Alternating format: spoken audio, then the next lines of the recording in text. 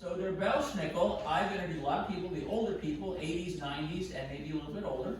I've been fortunate to talk to them, go out in the farms, and they remember the Belsnickel. They remember the Belsnickel if you learned your prayers, if you learned your school recitations, that you were considered a good kid then. And you maybe get some peanuts or candy. The Belsnickel was handing out candy earlier today. And if not, you might get the switch. So that was enough to keep us kids straight. You know, we didn't want to get the switch for the Belsnickel. So there was a famous editorial written from a letter that was to one of the New York newspapers years ago, and it's called, "Yes, Virginia, there is a Santa Claus." Well, I write a weekly newspaper column called Mountain Folklore. It's in the Red Eagle every Wednesday, and I thought, well, let me Dutchify this a little bit.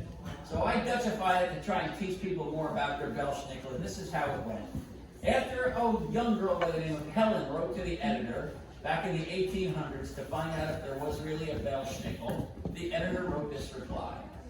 "Dear Helen, as sure as scrapple is made from leftover parts, spices, herbs, and water, the Belsnickel exists.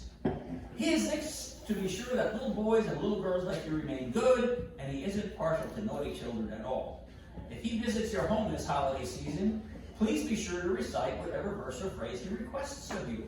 Good children who learn your lessons and readings and recite them well are rewarded with goodies such as peanuts or small candies, which the Belsnickel spreads across the floor, so good children can compete for them by scrambling to and fro while picking those up and being good boys.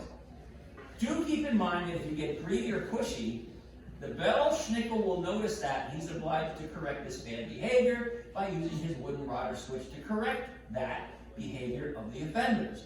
He will also behave children who have done wrong through the year, along with those who have gotten lazy and skipped their schoolwork lessons." You never skip your schoolwork lessons, did you? All the time. Oh, you better not hang around with the Belsnickel because he remembers. It's not so bad. Usually, it's the most of the children born in the middle or younger age range of his or her siblings that receives the majority of the corrective actions, because the older kids know better, and they don't tell the younger kids, and the Belsnickel visit. So that's a visit from your Belsnickel.